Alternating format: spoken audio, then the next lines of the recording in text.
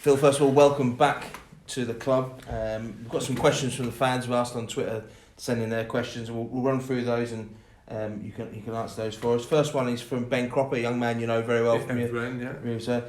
How much of a long-term project do you see this being, and what assurances have you been given by the board that they will support you beyond this season? Well, thank you, Phil, for the welcome. Yeah, it's lovely to be back in Leeds, back in Yorkshire. Yeah, it's a good question off Ben. We've discussed, three things really since we started chatting. Firstly was, me chatting to the club in order to see if I could help in any particular way. The club made a decision in order for me to, come back as director of rugby, and that's a decision, I'm proud of and thankful of. And, what I was pleased about was the enthusiasm from the operational board and the investors to create a plan moving forward that gives, the club a sustainable, future for rugby union in Leeds. And that was a big part of what we discussed. And, it's about trying to survive and do as well as we can this year. But as this year unfolds, we're looking to see what we can, what it looks like in the future as well. So there's short term, but there's, more importantly for me, there's long term planning as well. And would a turnaround in fortunes represent your biggest success at the club to date? Well, yeah, it's it's a massive challenge. Nothing's impossible, in life and particularly in sport. And we'll be working hard to try and maximise the potential of the group we have, the coaching group we've got, the playing group we have, the staff. Everybody, getting stuck in and working hard and playing and training with, with a lot of pride. That's what we built the club on in the first place, was pride and passion and hard work. And I think, that's something that we want to try and build on and maximise, as I say, the potential of the current group of players we have. Another question is asked about, will you please try and help the club connect back with supporters? A new broom enable that to happen. You spoke about the passion that the club had and about how you want to get that back. Yeah, we do. We've talked to the board about the why, the what, and the how of the rugby operation, really, both on and off the field. And I always felt back in the day that we had a great relationship with the supporters. Nobody's ever going to agree, and that's the way it is, and that's the beauty of sport. And that's the beauty of being a fan and a supporter of a club. You can have your opinion, but yeah, we do need to reconnect if that's what needs to happen.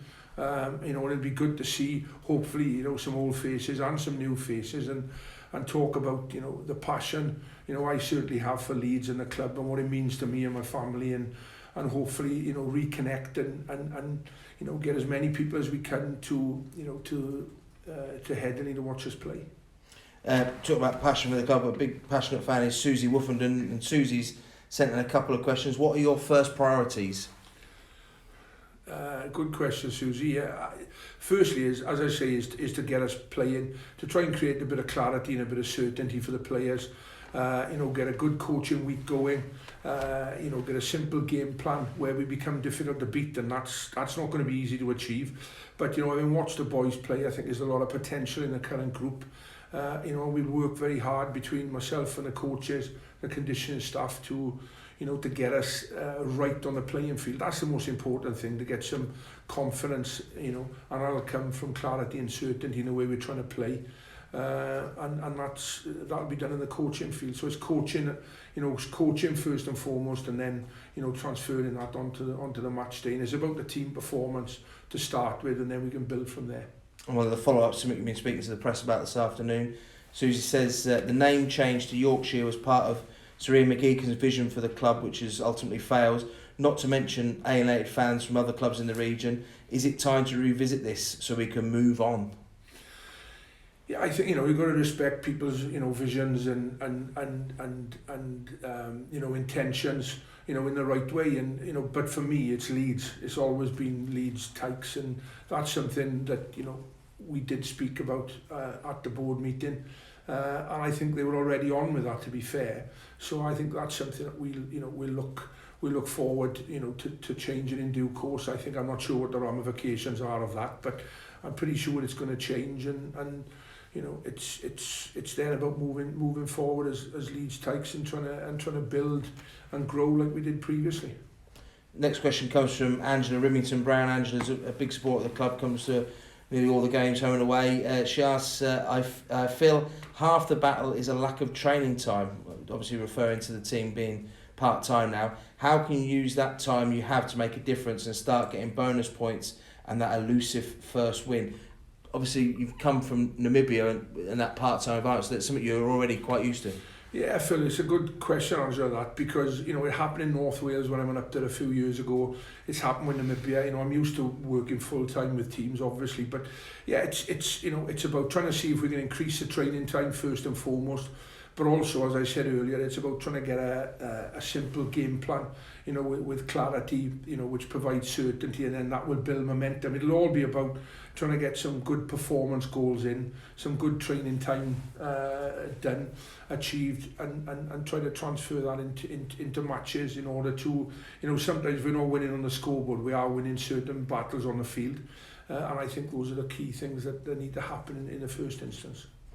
You spoke about in the announcement about looking to strengthen the squad if possible in the short term. Are you looking at short-term deals or loan or dual registration type deals, or is it a question of just seeing who's available? I think it's not just seeing who's available, Phil. I think it's first and foremost is looking at the players we have. You know, we seem to have a very young, you know, athletic group of players who want to give their all. You know, I think the team idea at the moment is fighting intensity, so we want to see if we can maximise that fighting intensity with the current group. And then looking at, you know, certain players we need, you know, in terms of championship profile. You know, I think the style of the league is similar to what it's been for quite a number of years in England. You know, we do need gain line players, and, you know, we do need people who are able to win the ball, particularly at line out time. So yeah, there'll be, if we do bring players in, it'll be to a specific skill set. You know, but those players need to, you know, be up for the challenge and be able to work hard for the team. But first and foremost is seeing how we can improve what we got. Mark Matthews asks, I like Mark's enthusiasm here. If you do keep us in the Championship, what is the vision for the future, and is there a plan to get us back to the Premiership? Well, it's a very good question, Mark. Yeah, well, you know, if as I say, you know, the first and foremost is to fight and try and survive, or not try and survive, fight and improve, I should say, and then try and push the club forward, you know, thereafter. But whatever happens at the end of the season, we need a plan in order for us to become, you know, a really sustainable rugby club, both on and off the field. And once we've achieved that, then we can start looking at greater heights, I believe, thereafter. And a follow-up from that one comes from Ian Waterhouse, another long-time supporter of the club. Ian asks, you obviously think retention in the Championship place is an option, as you just said. How difficult a task is this, given the story of the season to date? Well, it's tough, isn't it? You know, the league table doesn't lie in many ways. People will say that. I think we've conceded over 300 points, and you know, in terms of points against, and scored just over 100. So there's a bit of improvement in attack and defence for starters. Obviously, we've only got 1 point on the log, but I think there's 70 points to play for. 75 points. I think it's 70 now after the Doncaster game. So there are plenty of points to play for. So it's about, as I say, trying to maximise, you know, the potential of the group, and try and go on the field each game to try and accumulate points and try and improve the performance, and hopefully then, if we can get that improvement, maximise potential, we can start winning matches. And just finally, Johnny Sutcliffe asks, he says, do you reckon you can have a similar journey and impact you had on the team of 2001? Well, that was sort of halfway through the journey, 2001. You think back when you originally arrived at the club, and the vision, the 5 year vision from then to get into the Premiership. In terms of this task, do you see that as equally as tough? Yeah, well, you know, arguably it's a little bit tougher, really, because of where the club is in terms of development, you know, in terms of, you know, the academy. There's a lot of things that need to be sort of recalibrated and reset to move us forward, and that's the idea, as I say, is to fight and improve in the short term, but then the long term is about planning in order for us to be a sustainable, you know, Championship club in the first instance. You know, and producing our own players. That again, like when we go back all those years ago, it was pride, it was work ethic, and we built it from, you know, from an academy base of developing our own. And you can't go far wrong when you've got those three things in place. So there's a lot of hard work to be done, but it's certainly a long-term vision rather than a short-term fix. And just finally, Phil, that's the question. A message to the fans to get them behind the boys for the remainder of the season. Yeah, it's just it's a fantastic team, Leeds. It always has been. We've been very proud to have represented the team, and let's see if we can get as many bums on seats as we can in at Headingley. As many people who can travel away, like we used to have a good travelling away support years ago, and just get behind the team. They'll be trying their best. They'll be showing some pride and passion, that's for sure. And let's try and have that off the field as well as on the field.